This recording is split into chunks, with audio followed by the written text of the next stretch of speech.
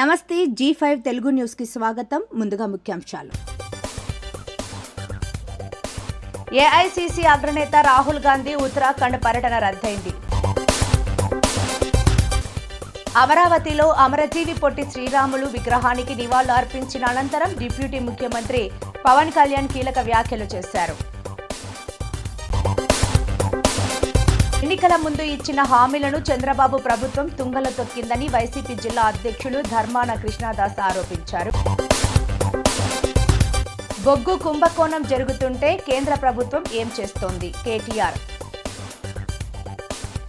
Moula Ali circle 186వ division old Safilguda government స్కూల్లో బడిబాట కార్యక్రమం భారత్ నగర్ సంక్షేమ సంఘం అధ్యక్షులు మల్కాజ్గిరి సర్కిల్ కాంగ్రెస్ సీనియర్ నాయకులు మందా భాస్కర్ మాదిగ ఆధ్వర్యంలో నిర్వహించడం జరిగింది.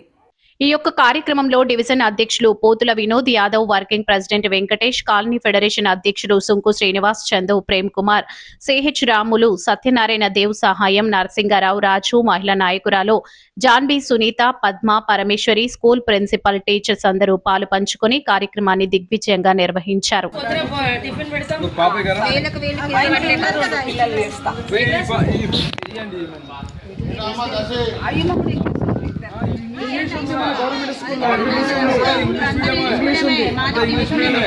మన గవర్నమెంట్ స్కూల్లో ఇంగ్లీష్ అంతా చెప్తున్నారు.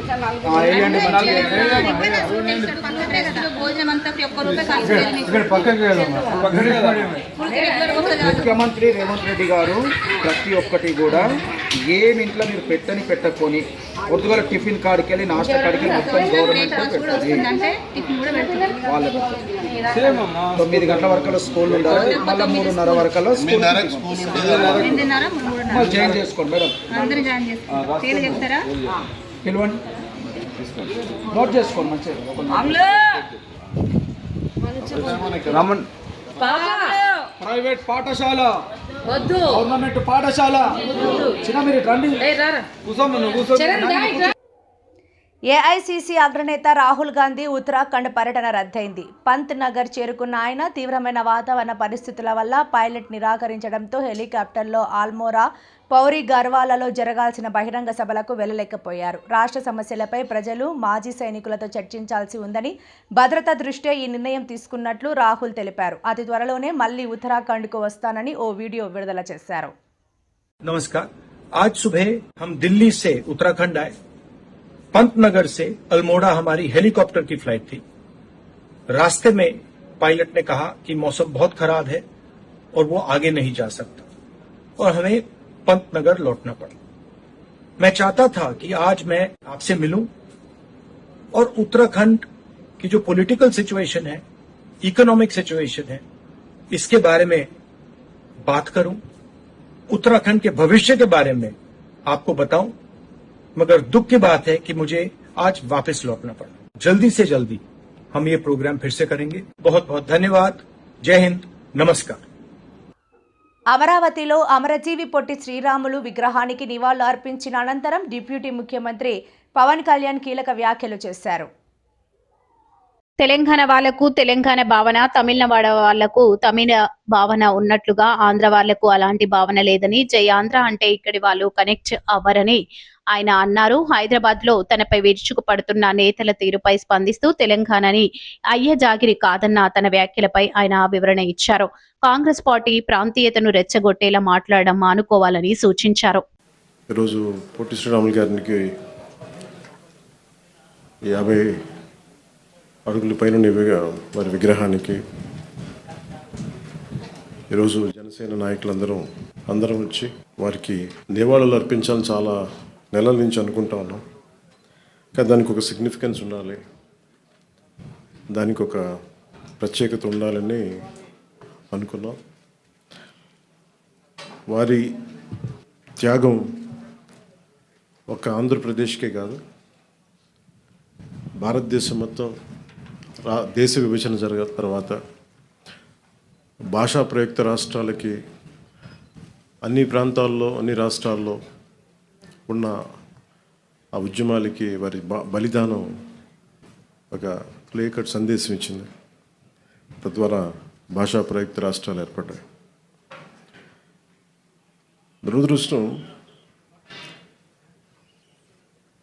ఒక మహానాయకుడు, బలిదానాలు చేసిన వ్యక్తులు, మహానుభావులందరినీ కుల చట్టాల్లో ఇరికించడానికి, బంధించడానికి మన సగటు రాజకీయ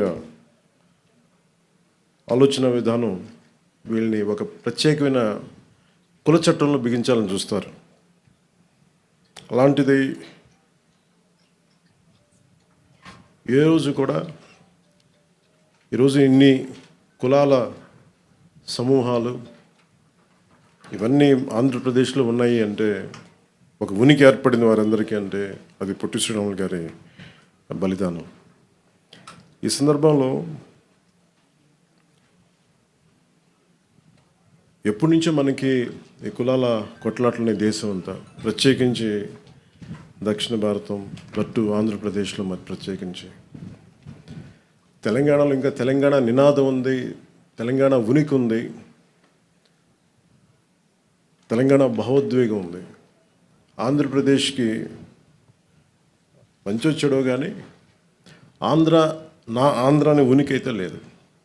ఆంధ్రప్రదేశ్కి ఉనికి ఇచ్చిన మహానుభావుడిని ఒక కులాన్ని కట్టేశాం. అది ఇంకా బాధేస్తూ ఉంటుంది. అలాగే కాస్ట్ బేస్డ్ మూమెంట్స్ వచ్చినాయి, సోషల్ మూమెంట్స్ వచ్చినాయి. రామ్ మనోహర్ లోహియా గారు లాంటి కాస్ట్ ఇన్ ఇండియా ఎలా ఉండాలి, ఏం చేయాలి, భవిష్యత్తు ఎలా నిర్మాణం జరగాలి, రాజకీయ నిర్మాణాలు ఎలా జరగాలి, అంబేద్కర్ గారు కోరుకున్న అనలైజేషన్ ఆఫ్ కాస్ట్, కుల నిర్మూలన, ఇవన్నీ జరుగుతాయో లేదో నిజంగా తెలియదు. కానీ వీఆర్ ఆల్ ఇంటర్డిపెండెంట్, ఒకళ్ళ మీద ఒకళ్ళు ఆధారపడ్డాం. రాష్ట్ర ప్రభుత్వం రైతులకు అండగా నిలుస్తూ రాజముద్రతో కూడిన పట్టాదారు పాసు పుస్తకాలను నేడు పంపిణీ చేస్తోంది. గురువారం సారవకోట మండలం గోపాలపురం రెవెన్యూ గ్రామంలో తహసీల్దార్ విజయలక్ష్మి ఆధ్వర్యంలో ఎమ్మెల్యే బగ్గు రమణమూర్తి, టీడీపీ రాష్ట్ర నిర్వహణ కార్యదర్శి బగ్గు అర్చన సమక్షంలో 330 పాసు పుస్తకాలను రైతులకు అందజేశారు. ఈ కార్యక్రమంలో పలువురు పాల్గొన్నారు. సింహరామూర్తి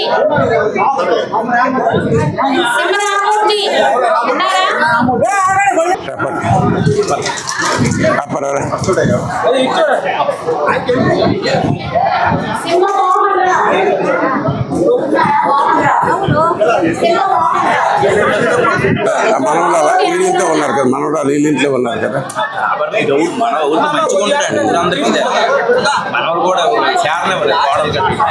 ఎన్నికల ముందు ఇచ్చిన హామీలను చంద్రబాబు ప్రభుత్వం తుంగలో తొక్కిందని వైసీపీ జిల్లా అధ్యక్షులు ధర్మాన కృష్ణదాస్ ఆరోపించారు. గురువారం పోలాకి నరసన్నపేటలో చంద్రబాబు ఇచ్చిన హామీ పత్రాలను ఆయన తగలబెట్టారు. అనంతరం నరసన్నపేటలోని వైఎస్ఆర్ విగ్రహానికి నివాళులు అర్పించారు. గడిచిన 2 ఏళ్లలో ఏ ఒక్క హామీని కూడా అమలు చేయలేదని ధర్మాన కృష్ణదాస్ విమర్శించారు.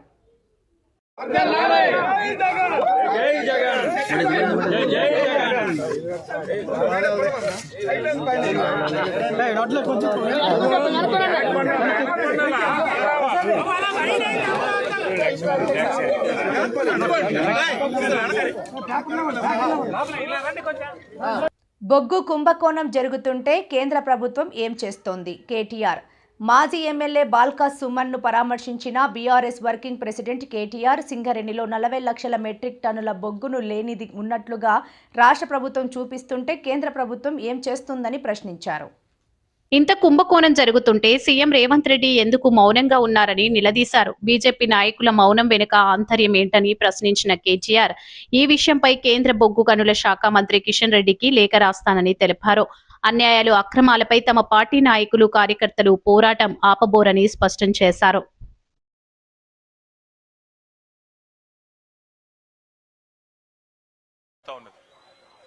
దాన్ని బయట పెడతా ఉన్నది మా పార్టీ నాయకత్వం.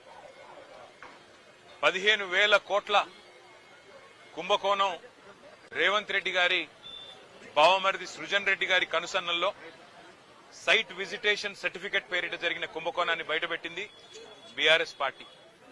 అట్లాగే సోలార్ టెండర్ల విషయంలో మరి ఏ రకంగా అక్రమంగా 100 కోట్ల కుంభకోణం జరిగిందో బయటపెట్టింది మా నాయకుడు హరీష్ రావు గారు. అట్లాగే నైని బొగ్గు టెండర్ విషయంలో వాళ్లకు మంత్రులకు, ముఖ్యమంత్రికి వాటాలు కుదరక మంత్రులకు, ఉప ముఖ్యమంత్రికి, ముఖ్యమంత్రులకు అల్టిమేట్ గా మీడియా లో పనిచేసే జర్నలిస్టులను అరెస్ట్ చేసే కాడికి పోయిన విషయం కూడా మనకు తెలిసిందే. అట్లాగే ఆ నైని బొగ్గు టెండర్ను కూడా రద్దు చేసిన విషయం కూడా మనకు తెలిసిందే. మొన్న మా పార్టీ అనుబంధ సంస్థగా ఉన్న తెలంగాణ బొగ్గు గని కార్మిక సంఘం మా పార్టీ కేంద్ర కార్యాలయం తెలంగాణ భవన్లో ఒక సమావేశం పెట్టుకుంటే అందులో అన్ని విషయాలు ప్రస్తావనకు వచ్చినాయి.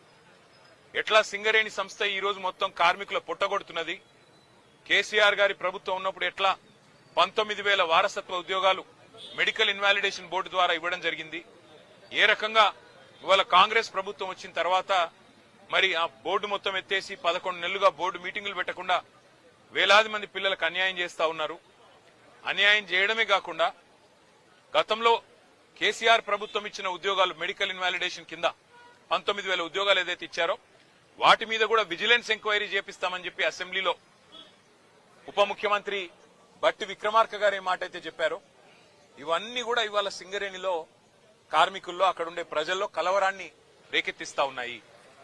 అదే సమావేశంలో మా సోదరుడు మాజీ ఎంపీ ఆ పెద్దపల్లి పార్లమెంట్ కి అట్లాగే మాజీ ఎమ్మెల్యే చెన్నూరు సోదరుడు బాల్కా సుమన్ గారు కార్మికుల ఆవేశాన్ని కార్మికుల యొక్క ఆక్రోశాన్ని దృష్టిలో పెట్టుకుని మరి మాట్లాడిన విషయం మీకు తెలుసు.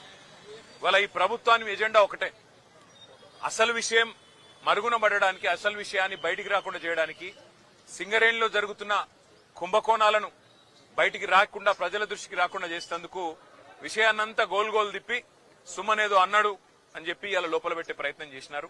వాళ్ళ చెంచల్ కూడా జైల్లో పెట్టారు. మరి ఆయన మీద ఇష్టమున్న కేసులు ఇష్టమున్న సెక్షన్లు కూడా పెట్టినారు.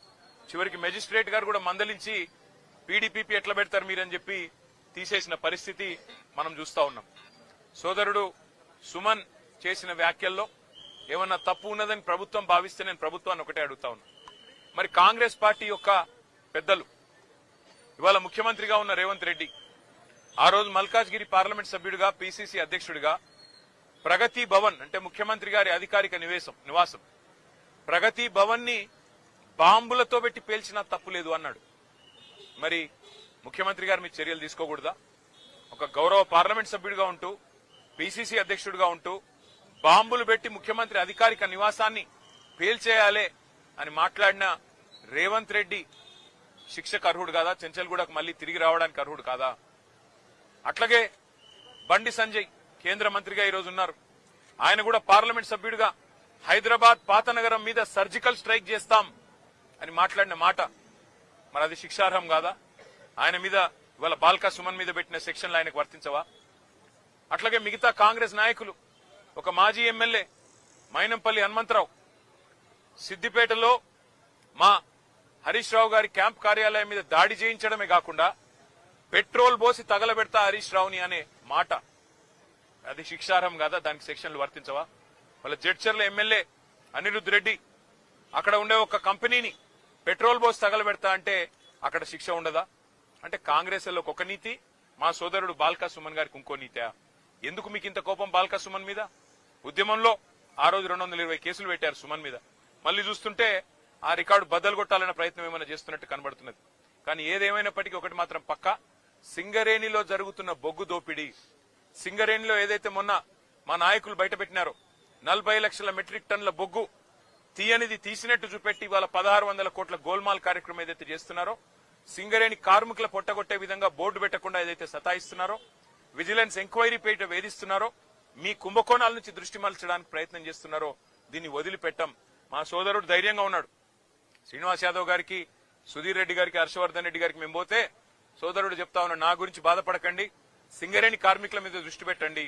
మా వాళ్ళు ఆక్రోశంతో ఉన్నారు మంచిర్యాల జిల్లాలో, మా ఆదిలాబాద్ జిల్లాలో, రామగుండంలో, మీరు దాని మీద దృష్టి పెట్టండి అన్న, వాళ్ల కోసం కొట్లాడండి, నాకు జైలు కొత్త కాదు అని చెప్పి తమ్ముడు చెప్తా ఉన్నాడు. మాకు జైళ్లు కొత్త కాదు, పోరాటాలు కొత్త కాదు, మీరు పెట్టే కేసులు కూడా కొత్త కాదు. కానీ మేము మాత్రం వదిలిపెట్టాం. రేవంత్ రెడ్డి గారు చేస్తున్న ఈ అన్యాయాల కుంభకోణాల నుంచి తప్పకుండా రేపు నేను ఉత్తరం రాస్తాను కేంద్ర బొగ్గు గనుల శాఖ మంత్రి కిషన్ రెడ్డి గారికి. సింగరేణిలో ఇవాళ 40 లక్షల మెట్రిక్ టన్నుల బొగ్గును లేనిది ఉన్నట్టుగా చూపెట్టి రికార్డులు ఇస్తుంటే 49% వాటా ఇవాళ కేంద్ర ప్రభుత్వానికి ఉంది. మీరు ఏం చేస్తున్నారు బీజేపీ నాయకులారని నేను అడుగుతా ఉన్నా. అట్లాగే కుంభకోణం జరుగుతుంటే ముఖ్యమంత్రి గమ్మునెందుకున్నాడు, ఆయనకేం అవసరం వచ్చిందని చెప్పుకుని నేను అడుగుతా ఉన్నా. తప్పకుండా నిజం నిగ్గు తేలేదాకా మా సోదరుని కావాలంటే జైల్లో పెట్టుకోండి, ఇంకో వారం రోజులు ఎక్కువ పెట్టినా తను తయారుగానే ఉన్నాడు, మాకేం భయం లేదు. కానీ వదిలిపెట్టం. ఈ అక్రమాలు, అన్యాయాలు సింగరేణి కార్మికుల తరపున తప్పకుండా ఈ ప్రభుత్వాన్ని నిలదీస్తూనే ఉంటామని చెప్పి మీకు తెలియజేస్తూ అందరికీ ధన్యవాదాలు.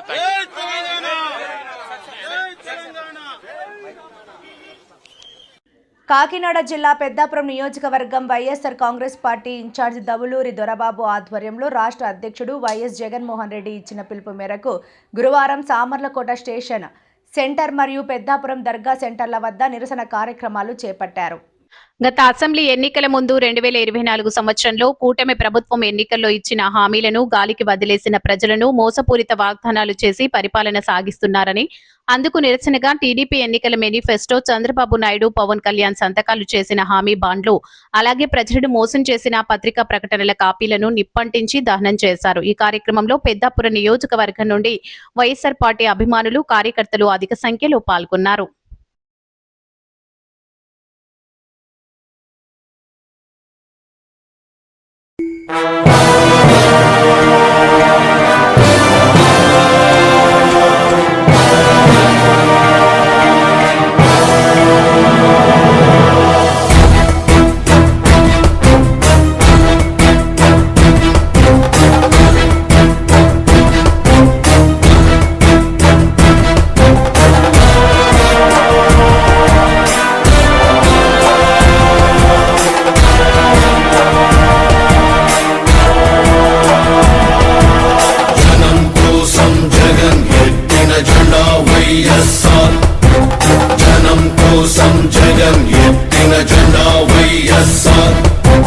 జనం కోసం జగన్ ఎత్తిన జెండా వైఎస్ఆర్, జనం కోరిన జగన్ ఇచ్చిన ఎజెండా వైఎస్ఆర్.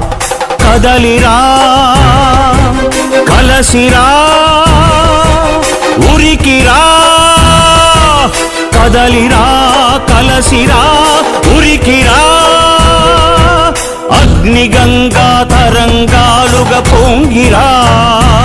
అధికారంలోకి వచ్చి 2 సంవత్సరాలు అవుతున్న సందర్భంగా ఈ 2 సంవత్సరాల్లో వాళ్ళు ఇచ్చినటువంటి ఒక్క హామీని కూడా అమలుపరచకుండా అటు మహిళల్ని, రైతుల్ని, విద్యార్థుల్ని అందరినీ కూడా మోసగించిన విధానాన్ని ఈ రోజు ఎండగడుతూ ప్రజలకు వివరించే విధంగా బాబు 2 ఏళ్ల మోసపు పరిపాలన, వెన్నుపోటు పరిపాలన అనే నినాదంతో ఈరోజు రాష్ట్ర వ్యాప్తంగా ఈరోజు వైఎస్ఆర్ కాంగ్రెస్ పార్టీ నిరసన కార్యక్రమాలు చేపట్టడం జరిగింది.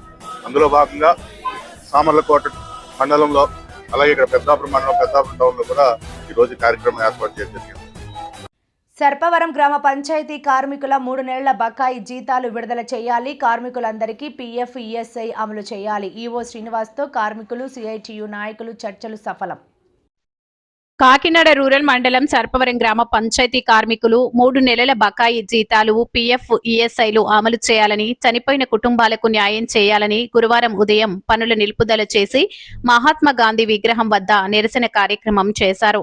ఈ సందర్భంగా సిఐటియు కాకినాడ రూరల్ మండల కార్యదర్శి తొట్టిపూడి రాజా, గ్రామ panchayat employees and workers union కార్యదర్శి చింతపల్లి అజయ్ కుమార్ మాట్లాడుతూ రాష్ట్ర వ్యాప్తంగా స్వర్ణ గ్రామ పంచాయతీ సైట్లో వచ్చిన మార్పుల్లో భాగంగా గత 3 నెలల నుండి కార్మికులకు జీతాలు ఇవ్వడం లేదని అన్నారు. సర్పవరం గ్రామ పంచాయతీ పరిధిలో మార్చి నెల జీతాలు జూన్ 7వ తేదీలోపు, ఏప్రిల్, మే నెల జీతాలు జూన్ 15వ తారీఖులోపు కార్మికులకు ఇస్తామని హామీ ఇచ్చారు. పీఎఫ్, ఈఎస్ఐ పూర్తి స్థాయిలో కార్మికులందరికీ జూన్ 15 నాటికి వర్తింపజేస్తామన్నారు. ఈ కార్యక్రమంలో పంచాయతీ కార్మికులు నాయకులు అప్పారావు, నాగేంద్ర, శ్రీను, సర్పవరం పంచాయతీ కార్మికులు శివ, శ్రీకాంత్, నాగేశ్వరరావు, వెంకట్రావు, వెంకన్న, శ్రీనివాస్, సత్యనారాయణ, దుర్గాప్రసాద్, వెంకయ్య, నాగేంద్ర, రాజు, అప్పారావు తదితరులు పాల్గొన్నారు. మరి మనకేమైంది? పిఎఫ్, ఈఎస్ఐ మరి కట్ అవ్వట్లేదు. కట్ అవ్వకపోయినా మనకేం జీతాలు వేయట్లేదు అని అంటే మన పట్టుకోలు జాయిన్ అవ్వగానే మనకేం జీతాలు అలాగే అయితే పంచాయతీలో డబ్బులు లేకపోతే ఉండాలి, లేకపోతే మాకేమైనా ఏదైనా సమస్య ఏమైనా వచ్చి ఉండాలి. అందుకని మన సమస్య ఏంటంటే 3 నెలలు బకాయి జీతాలు కొంతమంది ఈ సంవత్సర కాలంలో, గత సంవత్సరం నుంచి ఈ సంవత్సర కాలంలో ఇప్పటికీ 5 చనిపోయారు. 5 చనిపోవడం అంటే చాలా బాధాకరం ఒక పంచాయతీలో. ఎందుకు అని అంటే జీతాల సమస్య, లేకపోతే ఇతర కుటుంబ సమస్యలు, ఇవన్నీ ఆరోగ్య సమస్యలు వెంటనే వాళ్ళు చనిపోయారు. మరి 3 నెలలు బకాయి చేయాలని కూడా చాలా మంది అడిగాం. ఎక్కువ మంది అడిగితే ఇంటి సొంతిల్లా అద్దెంట్లో ఉంటారా అంటే అద్దెంట్లో ఉంటామండి, తెలిసిన గదులు ఉన్నాయండి అని చెప్పిన కరెంటు బిల్లు కట్టాలి, పాలు బిల్లు కట్టాలి, ఇతర పిల్లలు చదువుల నిమిత్తం, వైద్య నిమిత్తం, హాస్పిటల్ మన ఖర్చులన్నీ కూడా ఆటోమేటిక్గా జీతం రాలేదని చెప్పి పంచాయతీలో జీతం రాలేదని చెప్పి ఆగిపోతాయా? వాళ్ళు అడగని ఉంటాడా, కేబుల్ అయినా అడగని ఉంటాడా, లేకపోతే ఫోన్ రీఛార్జ్ అడగని ఉంటుందా, ఏం అడగని ఉంటుంది కదా, అవన్నీ జరిగిపోతా ఉంటాయి. అవన్నీ ఉన్నా మన జీతాలు మనకు రాకపోవడంతో మేము ఇబ్బంది పడతా ఉన్నాం. అందుకని మన జీతాలు మనకు వేయాలని చెప్పి గతం నుంచి అడుగుతున్నాం. మొన్న కూడా నోటీస్ ఇచ్చాం. నోటీస్ ఇచ్చినప్పుడు కూడా అలాగే అని చెప్పి వెళ్ళారు. ఇప్పుడు మనం ఆగే వర్గానే మీరు ఆగిపోయారు కాబట్టి మేము ఒక వర్కర్ని తెచ్చి పని చేసుకుంటామని మాట అన్నారట. అదైతే తప్పు. ఎందుకంటే చాలా మంది ఉన్నారు, చాలా మంది సీనియర్లు ఉన్నారు, 30 ఏళ్ళు, 40 ఏళ్ళు, 20 ఏళ్ళు, 15 సంవత్సరాలు, 10 సంవత్సరాలు ఉన్నారు. అయినా ఉండాలి జీతం సమస్య అవసరమైతే స్పెషల్ మీడియం పంపించి ఆ సమస్య పరిష్కరించాలి. ఇప్పటికే మనమేమీ కొత్తగా చేయట్లేదు. మన కాక మొన్నటి వరకు కొవ్వాడ, రేపూరు, గంగనాపల్లి సమ్మె చేశారు జీతాలు ఇవ్వాలని చెప్పి. అంతకుముందు వర్షపాకులు చేశారు. అంతకుముందు 4 నెలలు బకాయి ఉన్నాయని చెప్పి ఇంద్రపాల వాళ్ళు సమ్మె చేశారు. ఏదో సర్పవరంలో కొత్తగా సమ్మె చేస్తున్నది ఏం కాదు. సమ్మె ఎర్రజెండ పట్టుకుని అంగన్వాడీలు 40 అమరావతిపై వైసీపీ విధ్వంసకర కుట్రలు చేస్తోందని మంత్రి నారాయణ తెలిపారు. 5 ఏళ్లు పట్టించుకోకుండా ఇప్పుడు కమిటీలు అంటూ రైతులను రెచ్చగొడుతున్నారని టీడీపీ ఆరోపించింది. రోడ్లు, భవనాలు, పైప్లైన్ల నిర్మాణం పూర్తయ్యాక రైతుల భూములు వెనక్కి ఇవ్వడం సాధ్యమేనా అని ప్రశ్నించింది. మాజీ సీఎం జగన్ కు కనీస అవగాహన ఉందా అని విమర్శించింది. వాళ్ళకి సజెషన్ చేశా, అమరావతి క్యాపిటల్ సిటీ అయిపోతుంది, ఎంతో వేగవంతంగా జరుగుతుంది, రాష్ట్రానికి రాజధాని కావాలా, దానికి మీరు సపోర్ట్ చేయండి అని చెప్పి మేము లీగల్గా సపోర్ట్ చేస్తాం, మేము కమిటీ వేస్తాం. అసలు వచ్చి చూస్తే కదా అసలు ఏం జరుగుతుందో వచ్చి చూస్తే కదా. చూడండి పక్కన ఎంతెంత బిల్డింగ్స్ కట్టారో వాళ్ళకి ల్యాండ్ ఇస్తే దానివల్ల ఎంత ఎకానమీ వస్తుంది. దాంట్లో పనిచేసే వాళ్ళు ప్రభుత్వానికి ట్యాక్స్ కడుతుంటారు, ఇన్కమ్ ట్యాక్స్ కడతారు, దానివల్ల రాష్ట్రానికి ఆదాయం. ఇక్కడ విద్యార్థులు చదువుతుంటే వాళ్ళకి మెస్ తీసుకోండి, ఫుడ్ సప్లై చేసే దాంట్లో రాష్ట్ర ప్రభుత్వానికి, కేంద్ర ప్రభుత్వానికి జిఎస్టీ వస్తుంది. వాళ్ళు కట్టే అనేక ట్యాక్సులతో రాష్ట్రానికి ఆదాయం వస్తుంది. ఎంతోమంది ఎంప్లాయ్మెంట్ ఉద్యోగాలు వచ్చినాయి. ఈరోజు ఎస్ఆర్ఎం విట్ అంటే అవన్నీ ఫేమస్ ఇన్స్టిట్యూషన్, బయట నుంచి విద్యార్థులు వస్తున్నారు. అమీర్పేటలో భారీ అగ్ని ప్రమాదం. కేఎస్ఆర్ షాపింగ్ కాంప్లెక్స్లో చెలరేగిన మంటలు, పక్కనే ఉన్న ఆర్షా మెస్కు వ్యాపించిన మంటలు, భారీగా ఎగసిపడుతున్న మంటలు, దట్టంగా కమ్ముకున్న పొగ.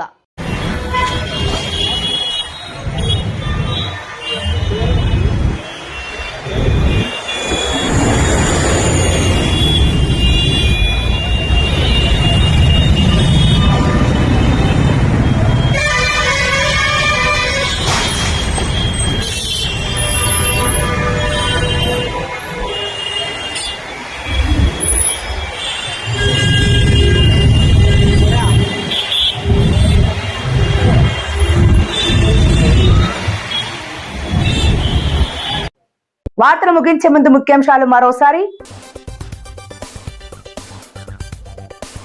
ఏఐసీసీ అగ్రనేత రాహుల్ గాంధీ ఉత్తరాఖండ్ పర్యటన రద్దయింది.